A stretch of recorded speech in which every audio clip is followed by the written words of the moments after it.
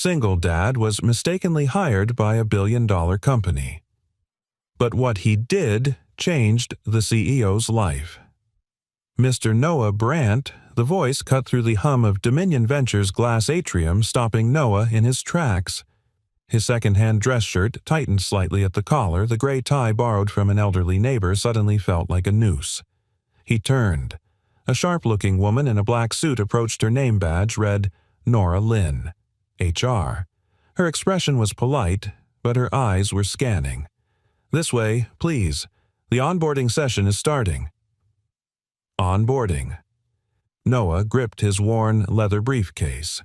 He had only come this morning to finalize paperwork for a maintenance job, temporary work to help pay his daughter's inhalers and keep the fridge humming.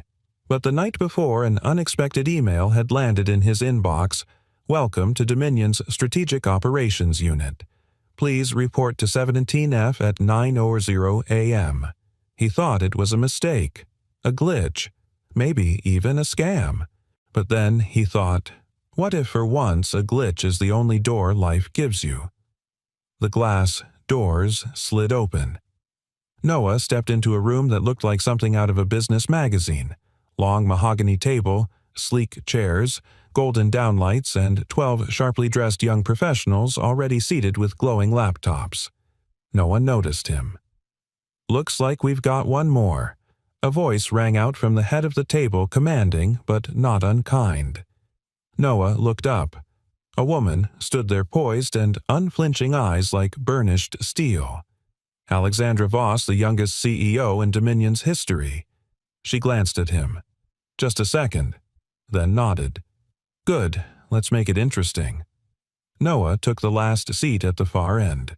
His heart was racing, but his hands remained steady. He had nothing to lose, and maybe that was exactly what made him dangerous in this room. "Let's begin," Alexandra said, stepping to the glass board. "Today's challenge, Westwood Housing Redevelopment. The project's stalled due to community resistance. I want 3 solutions feasible, scalable, and with a beating heart." A brunette near the front raised her hand. "We should buy up the surrounding plots to reroute traffic flow and diffuse resistance." Alexandra nodded. Another offered a social media campaign. A third suggested a modular redesign. Noah listened. Each idea was polished, professional, but they all felt like simulations, as if no one at this table had ever lived in Westwood, as if they saw nothing but numbers. Finally, Alexandra turned his way. You at the end of the table. Thoughts, every head swiveled. Noah stood slowly. "I don't have a PowerPoint or an MBA, but I have lived in Westwood. 3 years. Silence. Even the AC seemed to hush. My daughter has asthma. Every morning we walk past the construction trucks that choke up the street. In summer, the only park nearby gets shut down because of the dust and noise. The people there, they're not angry because they don't understand. They're angry because they've been forgotten." He looked straight at her. "If you want this project to succeed, start with an apology, and a promise that this time they'll be remembered in more than just blueprints." Alexandra didn't speak. Her face didn't soften, but something in the room shifted. After a beat, she said quietly, "That's the first time I've heard the word sorry in this boardroom. I like it." After the session, Noah was gathering his things when Nora Lynn approached him, clipboard in hand, a crease in her brow. "Mr. Brandt, may I have a word?" They stepped into the corridor. "I did some digging this morning," she said, holding up a printed file. "Your name's not on the official intake list for strategic ops. There was a system error." Noah's lips curved faintly. "So I wasn't supposed to be in there?" Nora nodded, hesitant. "Technically, no. What happens now?" A second voice joined them, calm, deliberate. "I'll tell you what happens." They both turned. Alexandra Voss stood just a few feet away, arms crossed, eyes unwavering. "You heard that?" Nora asked, flustered. Alexandra walked up, gaze still fixed on Noah. "I know it was a mistake, but I don't see any reason to undo it." "I'm just a maintenance guy," Noah said slowly. "No degree, no resume that fits this floor, and no filters," Alexandra replied. "That's rare." She paused, then added, "We're piloting a program. Second entry. Meant for people the system would never select because it never thought to look." Noah studied her. "And if I say no," she smiled faintly, "then Dominion loses the only person today who told us the truth." Outside, sunlight spilled over the sharp lines of Dominion's glass facade.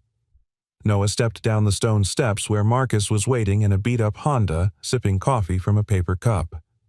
Marcus squinted as Noah approached, his eyebrows lifting.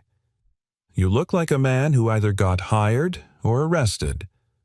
Noah slipped into the passenger seat, loosened his tie, and exhaled. System picked the wrong guy. And Marcus smirked. Noah looked out at the city skyline, shimmering glass and concrete dreams. And for the first time in my life, he said, voice low, "I don't want to correct the error." The next morning, Noah stood in front of the Dominion Ventures revolving doors holding a paper cup of coffee that had long gone cold. He was 15 minutes early. His palms were damp. His heart, however, was steady. He had spent most of the night sitting on the floor beside Ellie's bed, watching her sleep with one hand curled around her inhaler, her tiny chest rising and falling like it held the weight of more than just oxygen. That morning, she had hugged him tighter than usual. "Are you going to fix elevators again?" she had asked sleepily. Noah had hesitated, then smiled.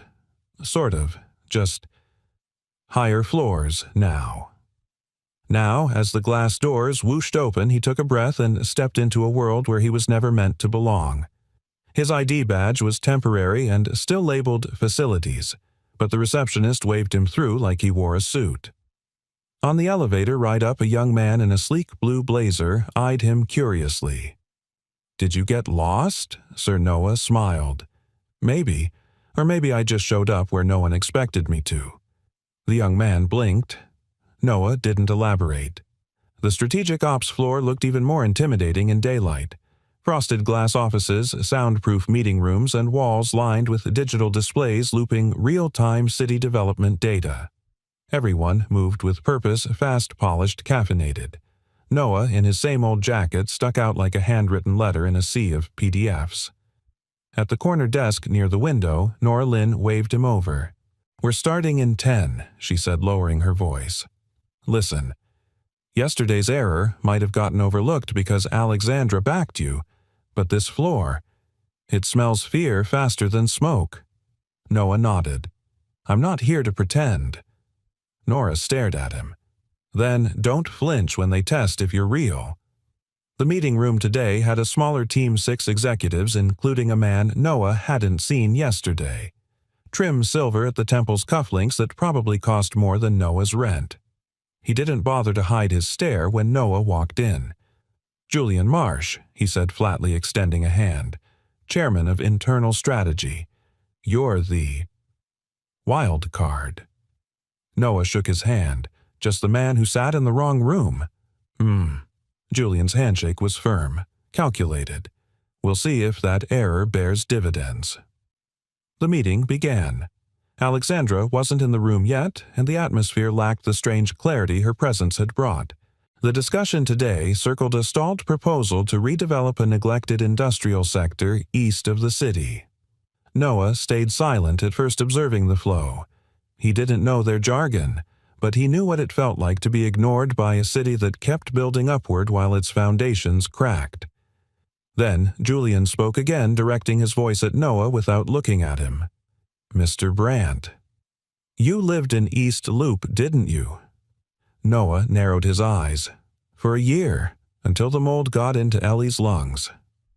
"So, tell me, since you know the sidewalk so well, what would you do to change public sentiment about a project they've already decided to hate?" The table grew quiet. Noah straightened his shoulders. "I'd stop treating public sentiment like a speed bump." Julian smirked. How poetic, but not actionable. Noah didn't flinch. "You want actionable. Give them ownership, not just surveys. Put a face on the project. Let someone from their own street speak at the town halls. Ask what they'd save before you decide what to erase. Silence. Julian leaned back in his chair, praising him. "You're clever, Mr. Brandt. You almost sound like you belong." "I don't need to belong," Noah said calmly. "I need to make sure what's built doesn't bury what matters."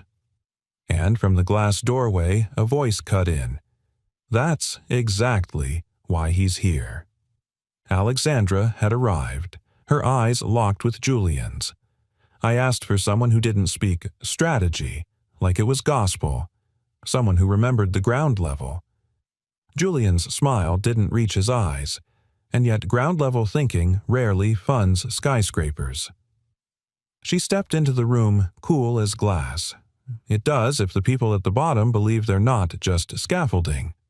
Later that day, Alexandra called Noah into her office. It was high-ceilinged, minimalist, and quiet. On the shelf behind her desk sat a photo, an old black and white of a city block with kids playing near a crumbling fountain. "That's where I grew up," she said, catching his glance, before it got rezoned into a shopping center. Noah studied the photo. "Did anyone fight it?" No one knew how, she replied. "We were invisible long before the surveyors arrived." A pause. "I watched you today," she continued. "You held your ground without turning combative.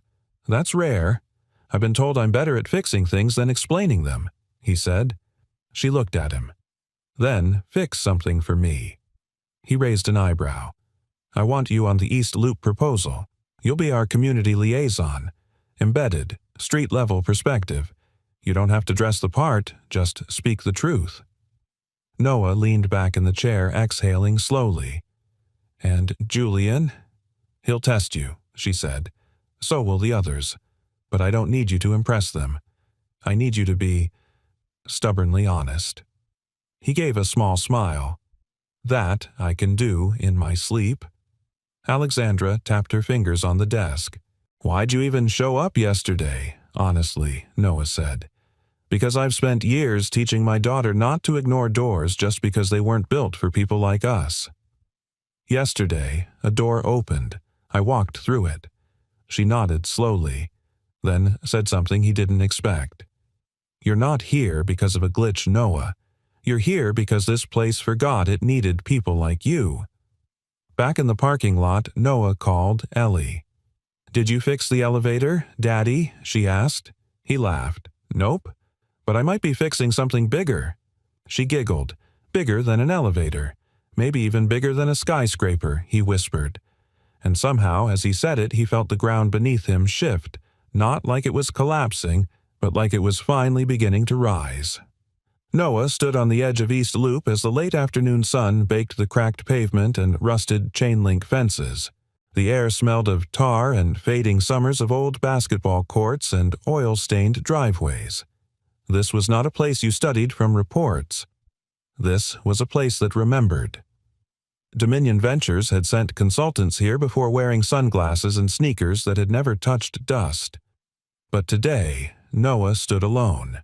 No clipboard, no camera crew, just him, a faded canvas messenger bag slung over his shoulder, and a small blue notebook Ellie had slipped into his hand that morning. "For your ideas," she'd whispered, "and for when people forget to listen."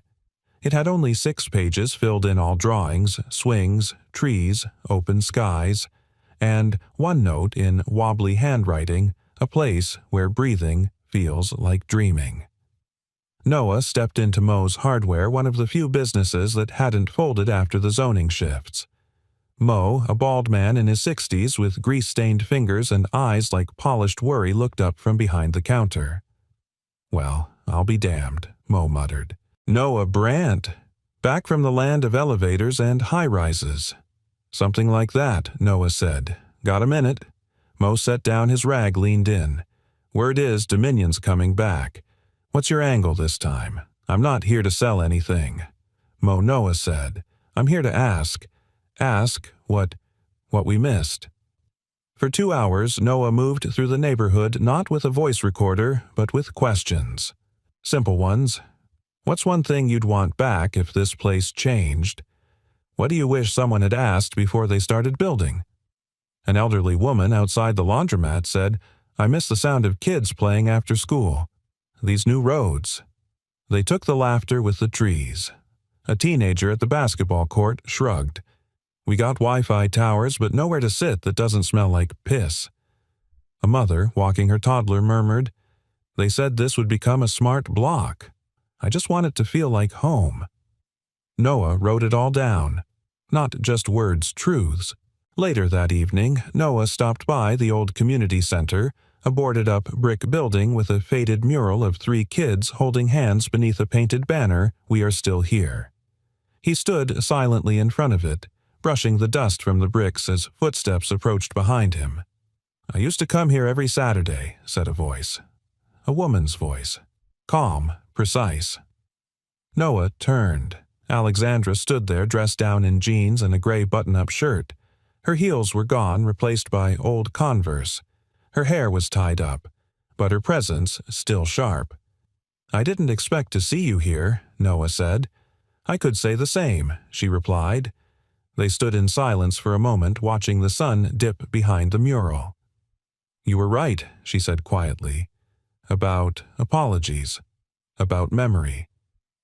Noah tilted his head. Not often a CEO says that. Alexandra's voice softened. Not often a janitor speaks like a man who built the street with his own hands. I didn't build it, he said, but I remember it before the scaffolding came. She turned to him. That's why I need your help. He raised an eyebrow. I want you to lead the next stakeholder meeting, she said. Present what you heard today. I'm not polished enough for your boardroom. Exactly, she said. They don't need polished. They need real. Noah hesitated, then pulled the little blue notebook from his bag and handed it to her. She opened it and paused at Ellie's words. A place where breathing feels like dreaming. A long silence. She's 10, Alexandra asked. 9.5, he smiled. Asthmatic. Artist. Smarter than me, for sure. Alexandra traced the handwriting with her fingers. Kids don't lie about how the air feels. She looked up, something shifting in her voice. I used to draw like this. Before all this. He studied her. Before suits and signatures. Before I started building things I'd never live in, she said quietly. They sat on the steps of the community center. The dusk light curled around them like a blanket.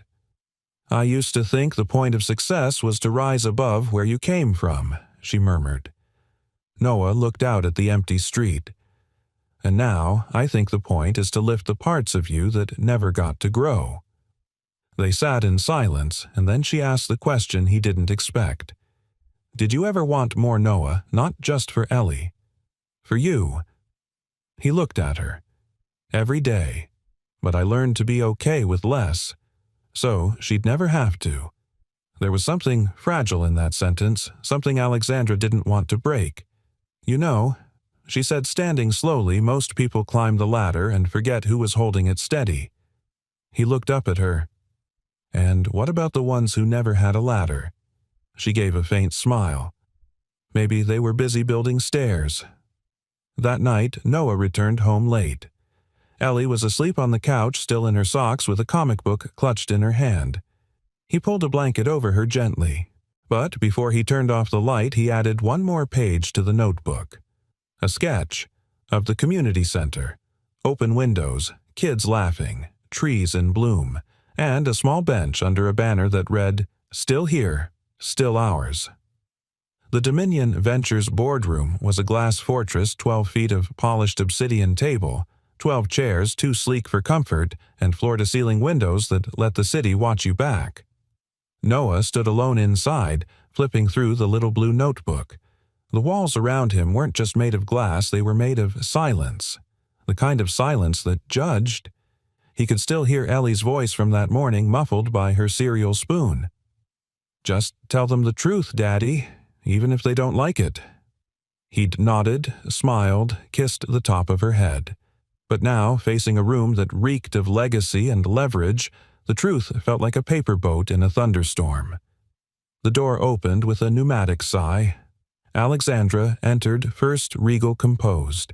She gave him a brief grounding nod. Behind her came the others, Julian Marsh in a custom-tailored charcoal suit, Nora Lynn notebook in hand, two legal advisors, a city representative, and an urban designer Noah had seen once on a TED Talk. They filled the chairs in order of confidence. Julian, of course, sat directly across from Noah. Alexandra spoke first. "Today's meeting is informal. Just listen, that's all I ask." Julian gave a faint smirk. Informal doesn't mean inconsequential. Noah cleared his throat, then stood. "I won't waste your time," he began, voice steady. "I've spent the past week in East Loop, not observing from a car window, walking, asking, listening." He placed the little blue notebook on the table and opened it. "There's a woman named Mrs. Alvarez who's lived on 10th and Marlowe since 1964. She said, 'I don't want more lights. I want fewer shadows.'" He flipped a page. "There's a teenage kid who told me, 'They keep fixing the streetlights but forget the sidewalks. It's like we're only visible when they need to film a promo.'" Julian leaned back, fingers steepled. Touching. But what does that give us in terms of ROI? Noah didn't miss a beat. Return on investment is more than dollars. It's dignity, and this community's been bankrupt in that for years. A long silence followed. One of the advisors raised a brow. "Mr. Brandt, with respect, you were hired through unconventional circumstances. Why should we trust your read of the situation?" Noah smiled faintly. "Because I've lived the situation. I'm not reading from a case study. I'm walking the streets where your data has blind spots." Another voice spoke, soft but firm. It was Nora.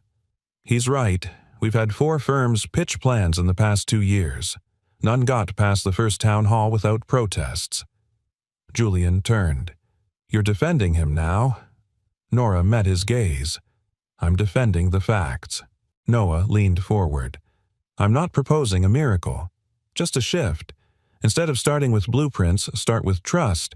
Bring in local voices. Let kids design the playgrounds. Let retired folks advise on traffic flow. Instead of evicting partner." Julian snorted. "This is emotion, not strategy." Noah looked at him. Maybe strategy should feel something once in a while. A pause. Then Alexandra spoke, calm, measured. "I believe in this model. So much so I'm moving the next pitch to East Loop's community center. Not here. There." Julian blinked. "You're serious?" She turned to him. "Do I ever waste a boardroom seat on performance art?" Noah caught the flicker of surprise in Julian's eyes. The room had tilted slightly. "Let the community see who's behind the plans," she continued, "and let them see Noah." Julian exhaled sharply. "And if they reject it?" Alexandra's voice dropped. Then we weren't listening well enough. The meeting adjourned with tight smiles and furrowed brows. But as the others filed out, Julian lingered. He approached Noah slowly, like a cat circling a dog. "It doesn't yet fear." "You think she sees something in you," Julian said. "But trust me, Alexandra Voss sees only what she needs." Noah folded the notebook. "Maybe. But for once, what she needs might actually help someone else too." Julian smirked. "You don't belong here." Noah nodded. "Maybe not. But it's amazing what happens when people like me stop asking for permission." Julian's smile faded. Noah stepped past him. "By the way," he added, "I hear you were engaged once." "Broke it off." Julian stiffened. "That's none of your concern." Noah turned. "You're right. But maybe if you'd built something you believed in besides your own ego, she wouldn't have walked away." He didn't wait for a reply. Later that night, in the quiet of their apartment, Noah sat beside Ellie on the floor. They were coloring together, her skies always blue, her grass always extra green. "Did you say the things you needed to say?" she asked. He smiled. "I think I said the things they didn't know they needed to hear." Ellie paused, her coloring thoughtful. "Do you think people in suits forget how to listen?" Noah looked at her. I think they forget until someone reminds them how. She handed him her drawing. It was the old community center, but this time it had people smiling, waving.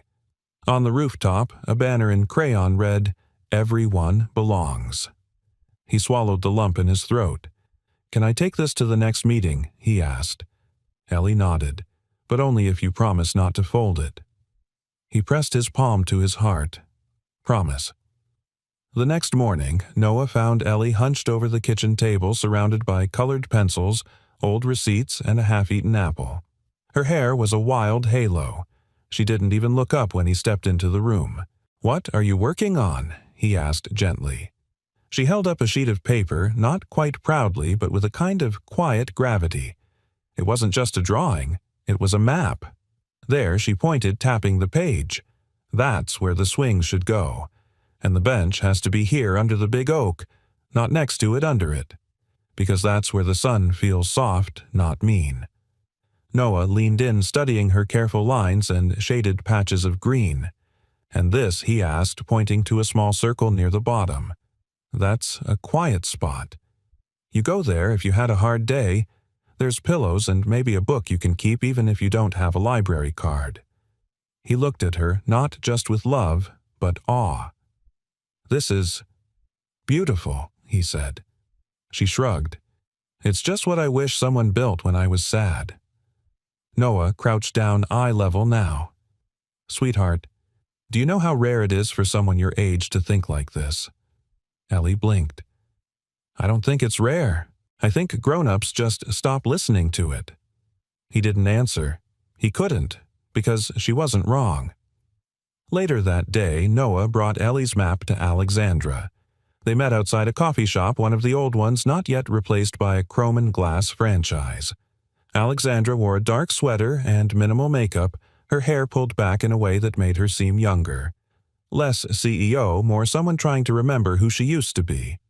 He slid the map across the table. "She drew this morning," he said. "No help from me." Alexandra studied it. Her fingers rested on the little quiet spot.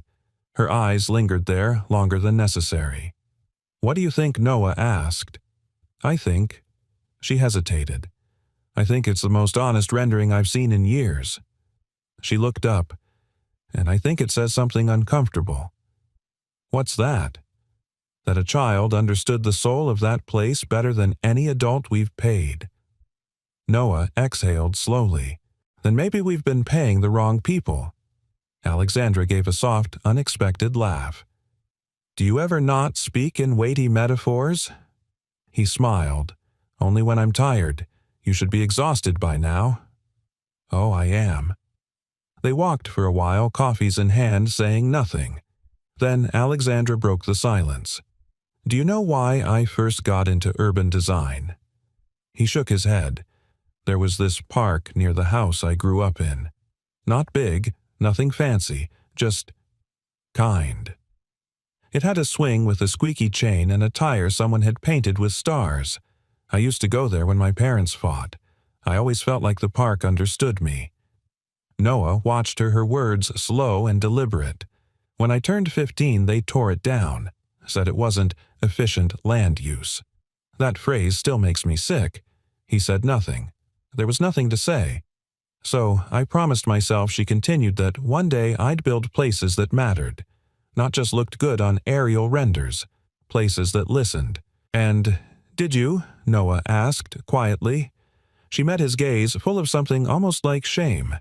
"I got distracted by headlines, and stock prices, and power." A pause. Noah nodded slowly. "But maybe you're remembering now." She looked at Ellie's map again. "Maybe she reminded me." That afternoon, Noah brought Ellie to the site of the old community center. It was a warm day, sunlight soft through the clouds. The building was still shuttered, but the chain-link fence had been removed. A small crew had swept the walkway, and someone had propped up a few potted plants near the steps. As they walked, Ellie clutched her map like it was something sacred. "This place feels different," she whispered. "It's not just the place Noah said. It's what you brought to it." Alexandra arrived not long after, accompanied by 2 project managers and Nora Lynn.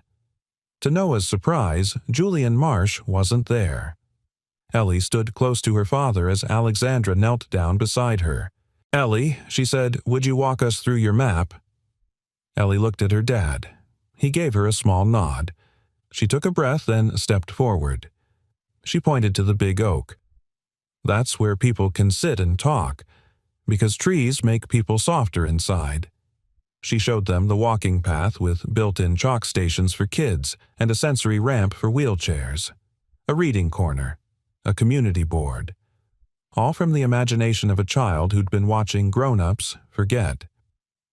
When she finished, there was silence, the good kind, the kind that followed something true. Alexandra spoke first.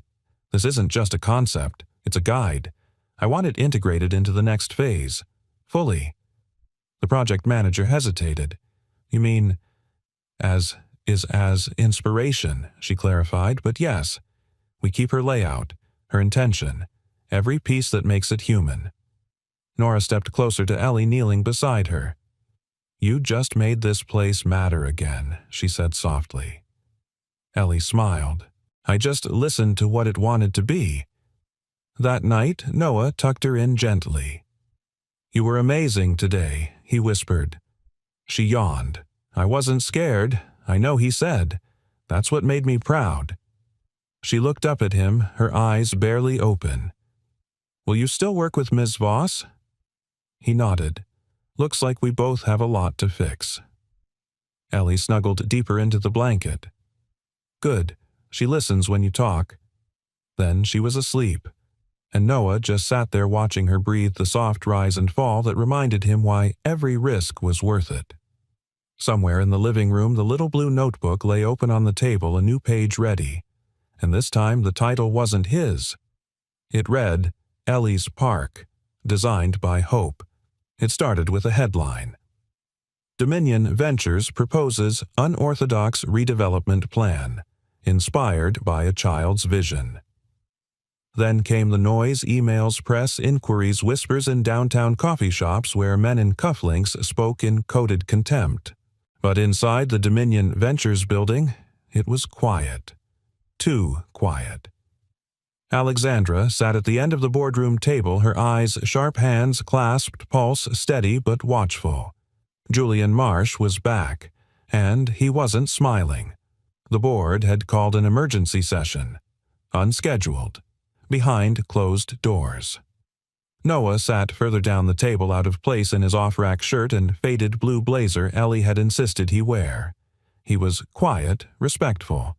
But his eyes didn't waver. He wasn't here to shrink. He was here to stand. Julian opened a leather folder and began. "Colleagues, I appreciate your time.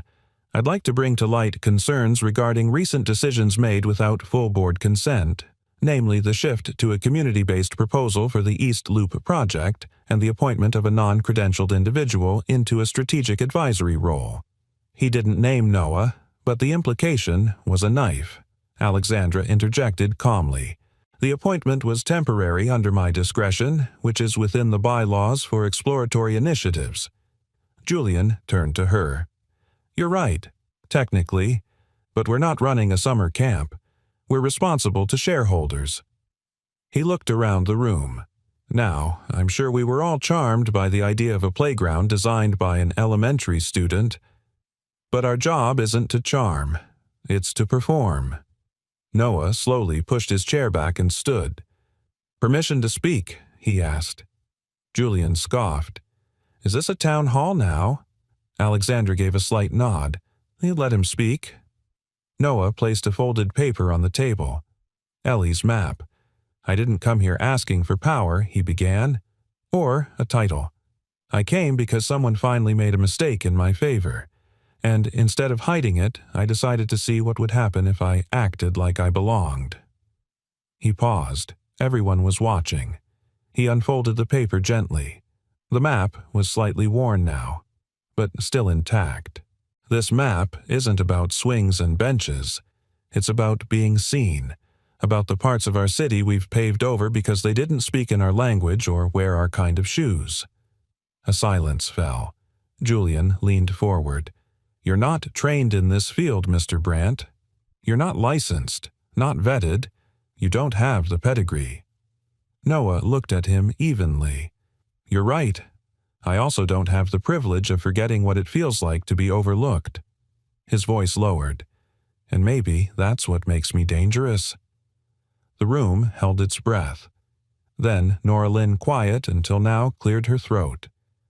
I've worked with 6 urban renewal proposals in this city. All had data. All had renderings. None had residents at the table. She glanced at Noah, and none had this kind of clarity or courage. Julian stiffened. So now we're rebuilding cities based on bedtime drawings. Nora didn't blink. We're rebuilding cities based on listening. Another board member, older, leaned forward. Ms. Voss, is it true the proposal already has community approval? Alexandra nodded. The first forum was held last night, unscheduled. No press, no filters. 173 residents attended. 86% supported the direction more than any project we've led in the last decade. She paused. They cheered when we showed Ellie's map. Julian's face hardened. You're risking everything on sentiment. Noah spoke again. No, we're remembering that cities are not made of concrete. They're made of people. He leaned in slightly, his voice even. And if you build with fear, you get walls. If you build with love, you get belonging. Julian stood now, the air charged. You don't belong in this room, he hissed. Noah took a breath, slow and sure. I didn't, until you reminded me what it looks like when someone tries to guard the door. A long, pulsing silence. Then from the far end of the table the chairman spoke for the first time. His voice was gravel and gravity. We built Dominion Ventures to shape cities. Maybe it's time we remembered what kind of cities we set out to shape. He looked directly at Julian. This board will vote, but not today. Today we listen. He stood. The meeting was over. Afterward, as the room emptied, Alexandra walked beside Noah, silent for a moment. Then softly, You didn't just hold your ground today. You planted something. He smiled. Not sure what grows in rooms like that. She looked up at him. Roots. That's what matters most. A pause. Her expression shifted, almost fragile. Julian and we were once engaged. Noah didn't flinch, just waited. I thought if I married someone with power, I could build something without having to fight for every inch of it. He nodded. And now? Now I realize the fight is the point. The people who build things that last, they bleed into it. Noah's eyes softened. Then maybe bleeding's not failure. Maybe it's proof you were real. She looked at him, the corners of her lips lifting. I'm beginning to think you were the best typo that ever happened to this company. He chuckled. Well, as long as I'm not auto-corrected back out. They both laughed, but underneath it, something deeper was forming. Not romance, not yet, but respect. And from that, anything could grow. That night, Ellie asked from her bed voice barely above a whisper, Did they like the map? Noah kissed her forehead. They didn't just like it. They felt it. She smiled, already halfway asleep. I hope the quiet spot has yellow pillows. It will, he whispered. It will. The East Loop Community Center hadn't seen a line this long in over a decade. By 4 p.m., families stood shoulder to shoulder in the sweltering summer air, kids in soccer jerseys, older couples in folding chairs, volunteers handing out lemonade. The metal sign out front, Community Input Session, was taped over with Ellie's crayon banner, Everyone Belongs. Inside, the folding chairs squeaked under the weight of anticipation. At the front stood Alexandra in her sharp, slate-gray suit. Beside her, not behind, stood Noah, shirt sleeves rolled, palms open. Alexandra adjusted the mic, looked out across the room, and said simply, Thank you for showing up. For letting us show up, too. Noah stepped forward next. He didn't use the mic. He didn't need it. I'm not here as an expert. I'm here because I live here, because I believe this place is worth more than what it's been handed." A few heads nodded. An older woman near the front whispered, "That's the elevator guy." Noah smiled gently. "I started here fixing wires. Turns out sometimes what's broken isn't electrical." One by one they came forward. A teenage girl named Zara asked for more bus shelters because I shouldn't have to choose between being on time or being dry. A retired veteran named Walter talked about the park benches being replaced by nothing. They say it's safer that way. Safer for who a single mother in a nurse's uniform asked, "Why do playgrounds show up after we've already been priced out?" Noah didn't answer every question. Neither did Alexandra. They listened. They wrote things down. They promised nothing except that what was said tonight would not be buried under minutes and metrics. And then Ellie stood. She wasn't supposed to speak, but she walked quietly to the front in her sunflower dress holding a new drawing. Alexandra moved to stop her, then saw the look in her eyes and stepped back instead. Ellie climbed onto the chair beside her father and held the paper high. "This is a garden," she said, "but not like the ones with fences. This one's for everyone, even if they're tired, or sad, or don't speak much." The room was silent. She turned to Alexandra, her voice smaller now. "You said once that you used to draw parks, too." Alexandra knelt beside her. "I did."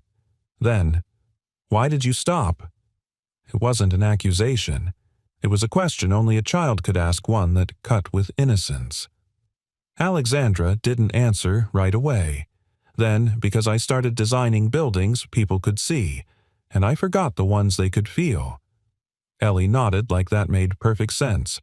And the room breathed. Softly, deeply, as if remembering how. Afterward, Alexandra and Noah stood in the parking lot as people slowly filtered out. Some shook their hands. Some hugged. Some simply nodded. But their eyes said everything. "You didn't speak much tonight," Noah said, half smiling. Alexandra looked at him amused. "Neither did you. I figured it wasn't about us." She watched the last families load into cars. "I used to think leadership was about having the answers first," she said. "Now, I think it's about having the courage to ask the right questions." Noah looked up at the night sky, and listening long enough to hear when the answers come from people without titles. She studied him, something unreadable in her expression. No one in there cared what school you went to. "I didn't," he said. "Exactly." They stood in silence for a moment. Then she said, almost like an afterthought, "Julian called me this morning." Noah didn't react. He said I was being reckless, that I was ruining the credibility of the company. And what did you say I told him? This isn't about credibility. It's about character. A beat. Also, I hung up. Noah laughed that deep, weary laugh of someone who's been holding in too much for too long. Then a pause. A quieter moment. "Can I ask you something?" he said. She nodded. "Do you ever miss who you were before all this? Before suits and strategy decks and quarterly projections?" Alexandra looked away. "More than I let myself admit." He waited. "When I was 10, she continued. I designed a park where every bench had a plaque. Not for donors, but for forgotten people. Names no one ever wrote down. I called it the Garden of the Unlisted." She smiled, almost embarrassed. "It won a school prize." Noah's voice was soft. "You remembered that?" "I hadn't. Until your daughter drew something similar. Kids have a way of reminding us of who we were supposed to become." She looked at him and something shifted. Not romance, not yet, but recognition. A slow, quiet alignment. The next morning, the headline read, "Dominion Ventures Shifts Strategy Listening Over Lecturing." Julian Marsh declined to comment. Alexandra didn't. She released a statement that ended with a quote from Ellie's drawing, "Even if they're tired," or "sad," or "don't speak much." Later that evening, Noah tucked Ellie into bed. She looked up sleepily and whispered, "Did you always want to build things?" "Daddy," he paused. I used to want to build houses. Why didn't you? I got busy fixing things people broke instead." She yawned. "Maybe now you can do both." He kissed her forehead. "Maybe I can." Outside their apartment window the city glowed, but in their small living room Ellie's newest drawing sat on the table. A park with yellow pillows' names on benches and an open gate. At the top she'd written, "For the ones who were never on the list but were always worth the space." Noah read it twice, then once more, and something in him, something buried under years of resignation, began to rise. Dominion's 42nd floor conference room had never felt colder. The glass walls, once symbolic of transparency, now felt like ice, clear, unforgiving, unyielding. At the head of the long walnut table sat Julian Marsh, tailored to perfection, flanked by board members with sharp pens and sharper gazes. Across from them, Alexandra stood. Alone. She didn't pace. She didn't fidget. She let silence do what Julian always feared most, strip the room of his dominance. "Let me get this straight," he said, voice like chilled steel. "You diverted $1.2 million in discretionary funds to redesign a park that doesn't even border our properties." Alexandra didn't blink. "It borders our future." Murmurs flickered down the table. Julian scoffed. "This is a billion-dollar venture firm, Alexandra. We don't build playgrounds based on the doodles of a janitor's daughter." She leaned in, voice even. "Her name is Ellie, and that doodle is now the most shared image in our company's history. It's in the Chronicle on Morning City News and already inspired a grassroots fund double what we invested." Julian's jaw tightened. "We don't run this company by emotion," he hissed. "No," Alexandra replied, "but maybe we should try leading with it." A pause. "Because data doesn't sit on broken benches. Metrics don't get wet waiting for a late bus. And credibility," she looked him dead in the eyes, "isn't built by silencing the people who've already been ignored for too long." The room went still. One board member cleared his throat. "Julian, perhaps we should—" Julian raised a hand. "Enough." He turned to Alexandra. "You want to play Saint Fine. But don't expect this company to follow you off a cliff." She didn't flinch. "Then maybe this company needs to remember what ground feels like." And with that she placed a sealed folder on the table. "My formal recommendation to restructure our community engagement arm. Not charity, investment. In people, in place, in purpose." She turned and left. Later that evening, the sky outside Dominion burned orange with the last light of day. Alexandra sat alone in her office, staring at a photo on her desk, her 10-year-old self grinning next to a cardboard model of the Garden of the Unlisted. She whispered aloud, "You still in there?" A soft knock broke the moment. It was Noah, not in a suit, not in fear, just himself. She smiled, weary. "I just survived a corporate inquisition. I figured," he said, holding up a paper bag. "Thought you might want tacos." She blinked. "You brought tacos to the 42nd floor. I brought you tacos. The floor was just in the way." She laughed genuinely freely for the first time that day. They sat by the window feet, propped on an untouched marble credenza, sharing a bag of street tacos, and the silence that only comes from earned understanding. After a few bites, she asked, "What do you think they'll do?" "The board," he shrugged. "Depends. Are they scared of you or Julian more? Depends on the day." Noah leaned back. "You know, I used to think people like you never questioned anything." She raised an eyebrow. "People like me?" He nodded, polished, powerful, certain. A pause. "I've been wrong about a lot of things," he said softly, "but the biggest might have been assuming certainty was a sign of strength." She looked at him, heart exposed. "You think I'm strong?" He didn't answer right away. "Then I think you're brave. And that's rarer." The night deepened. Outside, the city moved as it always did, traffic sirens light. But inside, something shifted. A kind of stillness. A kind of trust. Alexandra turned to Noah, searching his face not for perfection, but for presence. I spent most of my life proving I deserved the room, she said quietly. And now I just want to make sure someone like Ellie gets to create the room. Noah reached across the table, took her hand. She will, because she already did. Their fingers stayed there, no promises, no declarations. Just the truth of two people no longer pretending. Meanwhile, on the street below, Ellie walked with Marcus, their neighborhood's unofficial uncle and Noah's closest friend. "You know what your dad did today?" Marcus said, his tone playful. "Stood up to the board," Ellie replied without missing a beat. Marcus grinned. "Kid, your dad's a regular revolution in work boots." She giggled, then grew quiet. "Uncle Marcus," she asked, "why do some people only see what's missing in other people?" He looked at her more moved than he expected, because seeing the whole person takes time, and not everyone's patient enough to look that deep. She nodded slowly, then without warning pointed to a blank wall across the street.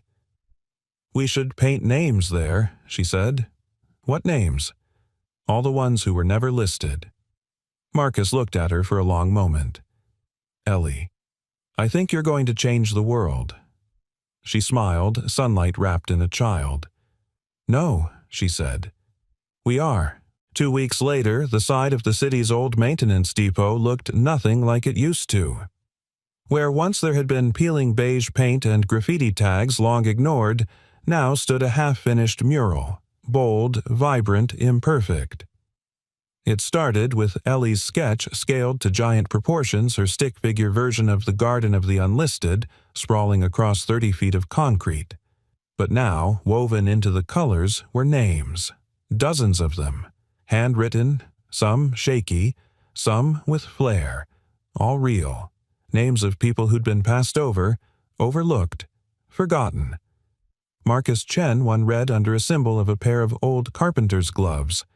Yolanda Freeman, another retired school bus driver, age 82.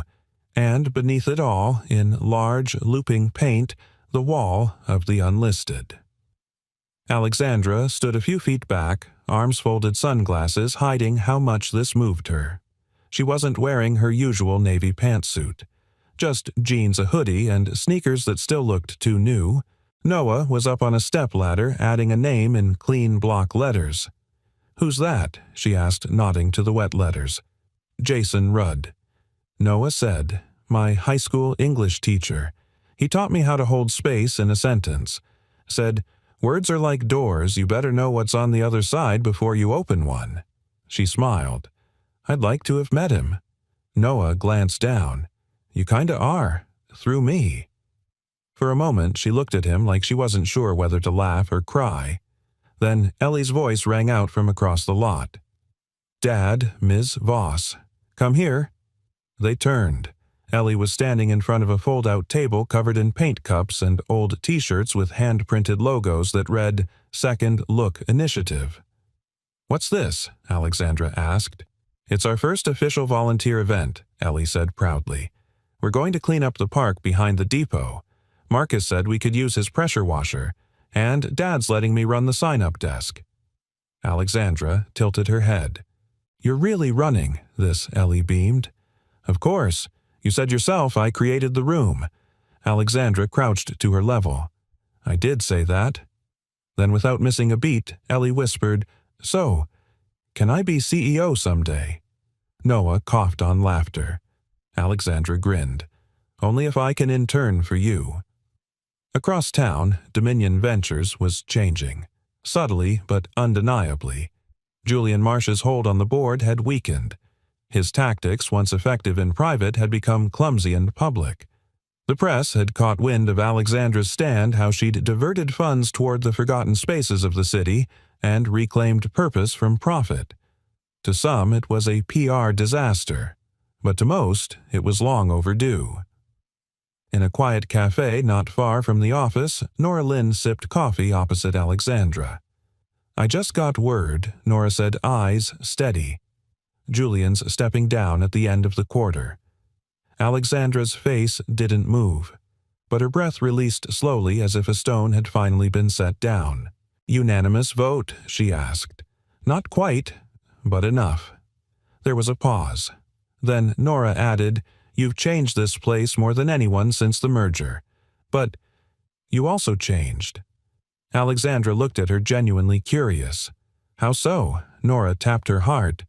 "You used to guard this like a vault. Now you use it like a compass." Alexandra sat back, eyes moistening. "I didn't know how to lead any other way before." Nora nodded. "You do now." That night in the quiet of Noah's apartment, he and Alexandra sat at the small kitchen table.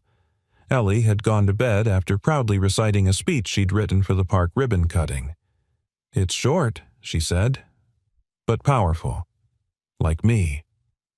Alexandra turned the wine glass in her hand, unsure where to begin. "I've been thinking," she said. "That's dangerous," Noah replied teasingly. She chuckled. "You think everything about me is dangerous." "No," he said softly, "just beautifully unpredictable." The silence that followed wasn't awkward. It was thick with something new, something unspoken, something ready. "I used to think love had to come after success," she said. "After the hard work, after the goals were met, after I'd built something big enough that no one could leave me again."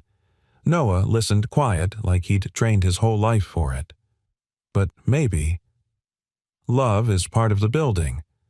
Maybe it's the scaffolding." He reached across the table, touched her fingers gently. "Maybe it's the foundation." She didn't pull away. Instead, she turned her hand over, lacing her fingers with his. "You weren't on the list, Noah." "I know, but maybe the list was wrong." He smiled. "Lists usually are." She squeezed his hand, then whispered almost to herself, "I don't want to lead a life that forgets people like you." "You won't," he said, "because now you see us." And far across the city, as night settled and floodlights illuminated the wall of the unlisted, passers-by slowed their steps. A few paused to trace the names with their fingertips, and one elderly woman whispered as she read aloud the name of her husband, lost to time, but remembered now in bright blue paint. "No one's invisible anymore," she said to no one, but meant it for everyone. The city exhaled. The Dominion Ventures boardroom had never been this quiet. It was the kind of silence that wasn't empty but charged, like the split second before a storm or the hush in a chapel when someone stands to speak. Alexandra Voss stood at the head of the table. Gone was the bulletproof tone. Gone was the defensive posture. Today she looked like a woman who had dismantled a fortress brick by brick and decided not to rebuild it. She cleared her throat, eyes sweeping the long, polished table. 12 people. 12 faces she used to try to impress. Now she just wanted to tell the truth. "When I joined Dominion," she began, "I thought leadership was about being the sharpest voice in the room." A few of them shifted in their seats. She let the moment hang. "I thought that if I could just be efficient enough, precise enough, I could fix anything, including people." She paused. "I was wrong." From the back row, Nora Lynn crossed her arms, chin tilted slightly, listening not as a subordinate, but as a mirror. Alexandra continued. 3 months ago, our hiring system made an error. A clerical one. A name slipped through. Noah Brandt. A flicker across the boardroom, confusion. Curiosity, a few skeptical glances. That mistake, she said, turned out to be the most honest moment this company has had in years. She stepped forward softer now, because it showed me how many walls we've built not to protect excellence, but to filter out decency. We measure by pedigree, not potential. We reward conformity, not courage. One of the older board members, a man named Dorsey, raised a hand. "And what are you proposing, Alexandra, that we throw out all requirements and hire based on inspiration?" She didn't flinch. "No," she said. "I'm proposing we start seeing people. Really seeing them. Their lives. Their grit. The things they've survived, not just the boxes they've checked." She placed a folder on the table. Inside it, a pilot initiative proposal titled Second Look. A silence. Then Marcus Chen, recently promoted to creative strategy lead, stood from the back of the room. "Some of you know me," he said. Most of you don't. That's okay. I used to mop these floors. Half the room stiffened. I had a design degree. Marcus' continued voice even. No one ever asked. He gestured to the folder. Noah did, and Alexandra listened. That's the kind of company I want to help build. He sat down. Alexandra met every gaze around the table. Not one of challenge, but of invitation. Vote however you will, she said. But I'm not afraid to lose anything anymore, except the kind of company that forgets how to be human. That evening, under strings of soft light hung across the restored public garden behind the old depot, dozens of people gathered for the dedication of the Garden of the Unlisted. Families, veterans, retirees, teachers, single moms, young men with records, teen girls with dreams. Ellie stood on a makeshift wooden stage holding a microphone almost as big as her head. She looked out over the crowd and said, "This garden is not just for flowers." People chuckled softly. It's for the names that never made the list, for the ideas people were too scared to hear, for the hands that built, fixed, cleaned, and held when no one said thank you. Alexandra, standing beside Noah near the front, swallowed hard. Ellie's voice grew bolder. "My dad says real gardens need messy soil. That's where roots grow." A quiet murmur of agreement. So, if you've ever been told you're not the right fit, this place is for you. You fit here. Applause rose like a wave, not explosive, but warm. Deep. True. Alexandra leaned over and whispered to Noah, "Did she write that all herself?" He nodded, smiling. "She wrote it," he said, and lived it. Later, as the crowd thinned and fairy lights danced in the dusk, Alexandra found herself walking alone past the mural wall. She ran her fingers along a name in faded green Pauline Voss. Her mother. Noah's voice came from behind her. "I saw you stop." She didn't turn right away. She worked double shifts, never went to college, sewed hems and dreams in the same living room. She looked over her shoulder. I used to think the only way to honor her was to rise above it all. But maybe the real honor is remembering that she was the beginning, not the obstacle. Noah stepped beside her. "She made a room for you." Alexandra's eyes shimmered, and now he added gently, "You're doing the same." Back at Noah's apartment, Ellie slept soundly, her ribbon from the event still pinned to her pajamas. Alexandra sat on the edge of the couch, uncharacteristically quiet. Noah brought her a glass of tea, not wine this time. "Better for clarity," he said. She took it with a small smile. Then she whispered, "What do we call this?" He tilted his head. "This," she gestured between them. "You and me. It's not a list. It's not a system. It doesn't fit any of the categories I've ever known." Noah sat beside her. Then maybe he said softly, "It's just a life, one that doesn't ask permission to be real." She turned to him, eyes soft. "I don't want perfect anymore." He nodded. "Good, because I'm not."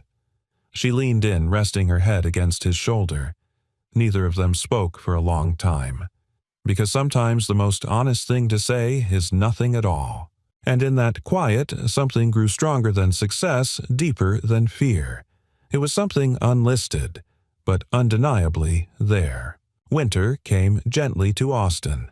No fanfare, no storms. Just a softer sun and the rustle of golden leaves along the sidewalks outside Dominion Ventures. Inside the newly renovated third-floor conference space, now repurposed as the Second Look Fellowship Hub, laughter echoed through glass walls. It wasn't corporate laughter, the kind that rises out of obligation, but something else. Earnest, undiluted, real. Noah Brandt stood at the whiteboard, dry erase marker in one hand, his denim shirt rolled at the elbows.